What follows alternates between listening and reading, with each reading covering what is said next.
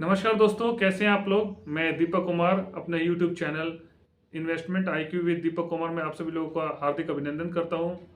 दोस्तों, आज हम मिड कैप म्यूचुअल फंड के बारे में जानेंगे।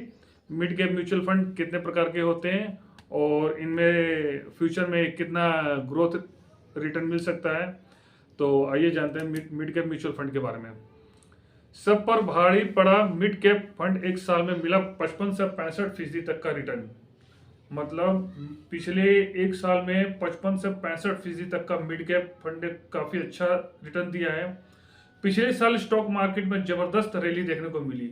प्रीवियस ईयर जो अभी पिछले साल बीता है, आप लोगों को बताना चाहूंगा कि मिड कैप और स्मॉल कैप में वो धुआंधार रैली देखने को मिली थी। बहुत ही अच्छा 2023 का जो, और ज्यादातर खासतौर जो 2023 का लास्ट का पीरियड था, लास्ट 3 महीने अक्टूबर नवंबर दिसंबर और खासतौर दिसंबर में स्मॉल कैप और मिड कैप के शेयर्स तो इतनी जबरदस्त तेजी से भागे थे। उनका रिटर्न तो कम से कम 30% से ऊपर था। बहुत तगड़ा रिटर्न था। तो पिछले साल स्टॉक मार्केट में बहुत जबरदस्त रैली देखने को मिली। इसी के साथ मिड कैप स्टॉक्स भी काफी फोकस में रहे हैं। पिछले 12 महीने में मिड कैप बीएससी इंडेक्स 61% तक जाने की तेजी दिखाई दी है, जबकि इसी अवधि में सेंसेक्स 23% और निफ्टी 27% की ग्रोथ रही। इसका सीधा साधा लाभ मिड कैप म्यूचुअल फंड को हुआ। कई ऐसे मिड कैप म्यूचुअल फंड हैं जो मिड कैप स्टॉक्स पर भारी पड़े। इन फंड्स का एक साल में रिटर्न 65 यानी कि 65% तक रहा है। तो आइए जानते हैं कि मिड कैप म्यूचुअल फंड क्या होते हैं। मिड कैप मतलब पहले ये जान लेते हैं मिड कैप होता क्या है। मिड कैप का मतलब ये होता है कि जो हमारी 500 कैटेगरी स्टॉक्स हैं, large cap, mid cap, small cap, तो जो मार्केट कैपिटलाइजेशन के अकॉर्डिंग जो 101वें नंबर से लेके अगले 150 तक यानी 250 तक जो कंपनियां हैं, 101 नंबर से लेके 250 तक की रैंक की जो कंपनियां हैं वो सारी मिड कैप में आती हैं। और 251 से लेके जो 500 तक की रैंक की जो कंपनियां मार्केट कैपिटलाइजेशन के अकॉर्डिंग वो स्मॉल कैप में आती है। तो ये मतलब निफ्टी 500 के टोटल वो इंडेक्स भी होता है, निफ्टी 500, जिसमें निफ्टी 50 स्टॉक्स, इंडिया की टॉप 50 कंपनी जो निफ्टी 50 इंडेक्स में आ गई। उसके बाद जूनियर नेक्स्ट निफ्टी 50 यानी जूनियर निफ्टी भी कहते हैं, 51 से लेके 100 तक आ गई वो रैंकिंग के अकॉर्डिंग। उसके बाद आता है अपना मिड गैप जो 101 से लेके 151 तक आ गया, मतलब सॉरी 251 तक आ गया, वो अपना मिड गैप स्टॉक्स में आते हैं। और जो 251 से लेके जो 500 तक आ गया वो स्मॉल कैप में आ गया, यानी स्मॉल कैप कंपनी। जो 500 रैंकिंग से भी नीचे जा रही है वो माइक्रो कैप में मानी जाती है। और बहुत पेनी स्टॉक होते हैं, उसमें अभी उतना ध्यान देने की जरूरत नहीं है। तो आइए आज जानते हैं मिड कैप म्यूचुअल फंड क्या है। मिड कैप मार्केट कैपिटलाइजेशन के हिसाब से मिड कैप कंपनियों के स्टॉक्स व इक्विटी संबंधित इंस्ट्रूमेंट में निवेश किए जाते हैं। जो सेबी के अकॉर्डिंग वे कंपनियां जो 101 से लेकर 250 के बीच में रैंक में रहती है वो मिड कैप कंपनी कहलाती है। ये लार्ज फंड, ये लार्ज कैप की तुलना में बहुत अधिक रिटर्न उत्पन्न करते हैं। और चार्ट के अकॉर्डिंग आइए देखते हैं ये पिछले साल मिड कैप की कौन कौन से म्यूचुअल फंड में कितना शानदार रिटर्न रहा है। हम देखते हैं कि एक साल में top mid cap mutual fund ने कौन कौन सी स्कीम में क्या रिटर्न दिए हैं। तो पहला आता है Edelweiss Nifty mid cap 150 momentum 50 index fund. इसका एक साल का रिटर्न है 65%। बहुत ही अच्छा रिटर्न है, शानदार रिटर्न है। दूसरे नंबर पे आता है Tata Nifty mid cap 150 momentum 50 index fund. तो इसका भी रिटर्न आता है 65%। बहुत ही अच्छा रिटर्न है इसका भी। ये इंडेक्स फंड के रिटर्न है म्यूचुअल फंड में। ये म्यूचुअल फंड एक 150 इंडेक्स में जो मोमेंटम 50 स्टॉक्स होते हैं उसको ट्रैक करते हैं। ठीक है, तो रिटर्न के मामले में बहुत अच्छे ये दोनों फंड रहे हैं। अगला है अपना क्वांट मिड कैप फंड। ये इसका रिटर्न 64% रहा है। काफ़ी शानदार अच्छा रिटर्न दिया है इसने भी यार।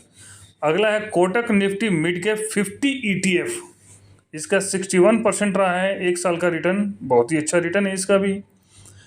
Axis Nifty mid cap 50 index fund.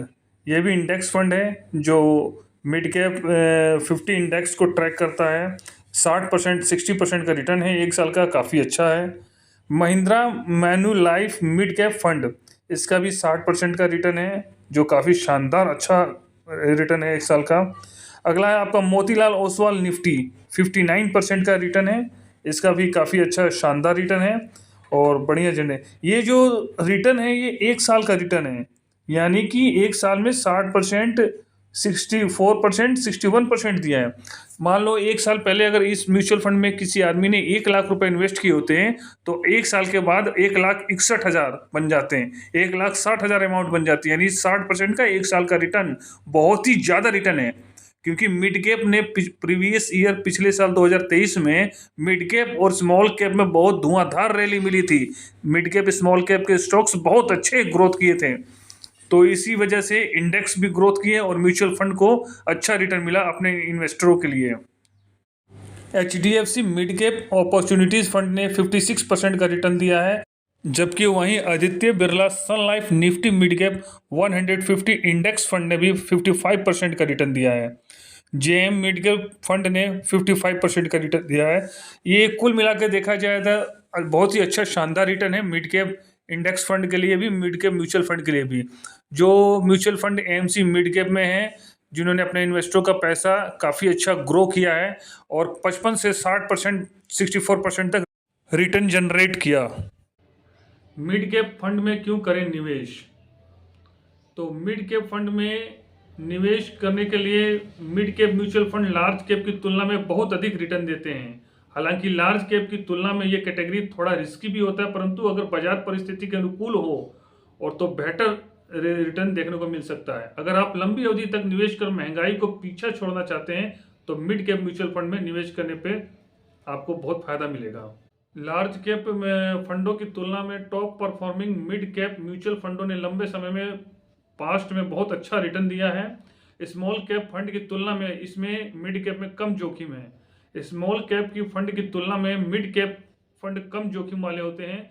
ऐसा इसलिए कि स्मॉल कैप कंपनियों के शेयर अपेक्षाकृत अधिक वोलेटाइल होते हैं। म्यूचुअल फंड में मिड कैप एक ओपन एंडेड निवेश योजना है जो किसी भी क्षेत्र में मिड कैप कंपनियों में निवेश करने के लिए फ्लेक्सिबल प्रदान करती है। पोर्टफोलियो का न्यूनतम 65% इक्विटी और इक्विटी से संबंधित निवेश में इसके इन्वेस्ट करने की जरूरत होती है। जो रिटर्न दिया जा सकता है वो काफ़ी हद तक इस बात पर निर्भर करता है कि शेयर बाजार एक विशेष समय सीमा के भीतर कैसा प्रदर्शन करेगा।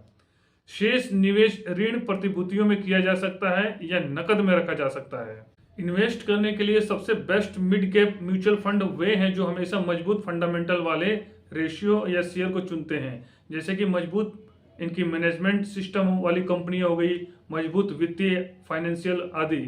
निवेश उन कंपनियों में किया जाता है जो बाजार के मामले में 101वें से 250वें स्थान पर है। शीर्ष मिड कैप म्यूचुअल फंड के फंड मैनेजर कंपनियों के शेयरों में डायरेक्ट निवेश करते हैं जिनमें भविष्य में शानदार वृद्धि की संभावना बनी होती है।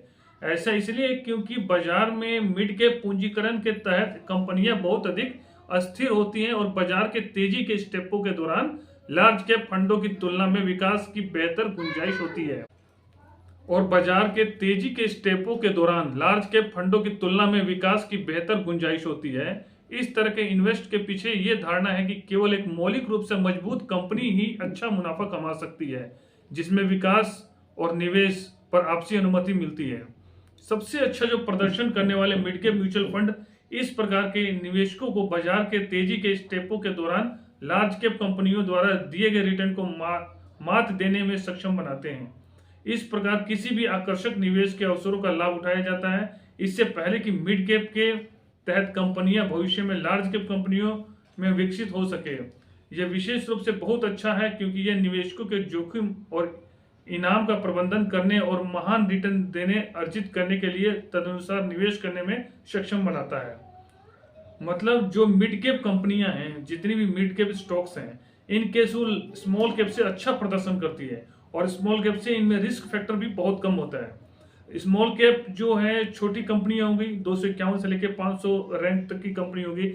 इनमें कुछ कंपनियां ऐसे हैं, मान लीजिए फ्यूचर में किसी कंपनी के ऊपर कोई डिफॉल्ट हो गई तो कंपनियां डूबने के कगार पे आ जाती है क्योंकि स्मॉल कैप में रिस्क बहुत ज्यादा होता है।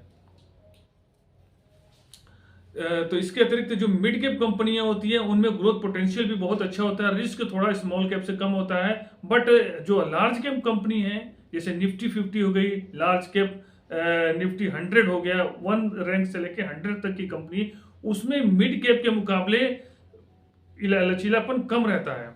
और मिड कैप में ही जितने भी ग्रोथ पोटेंशियल वाले स्टॉक्स होते हैं, अगर वो अच्छा प्रदर्शन कर रहे हैं फ्यूचर में आने वाले समय में, तो लार्ज कैप में अपना स्थान बनाते हैं। और ये इनकी इसलिए मिड कैप स्टॉक्स में ग्रोथ पोटेंशियल अच्छा होने का कारण यही है कि वो अगर फ्यूचर में कंपनी या इंडस्ट्री ग्रोथ करती है तो अपना लार्ज कैप में फंड में जाती है। तो आज हमने म्यूचुअल फंड के बारे में जाना, मिड कैप स्टॉक्स के बारे में जाना, मिड कैप म्यूचुअल फंड के बारे में समझा कि कैसे मिड कैप म्यूचुअल फंड में इन्वेस्ट करें और मिड कैप में क्या फ्यूचर में ग्रोथ पोटेंशियल है।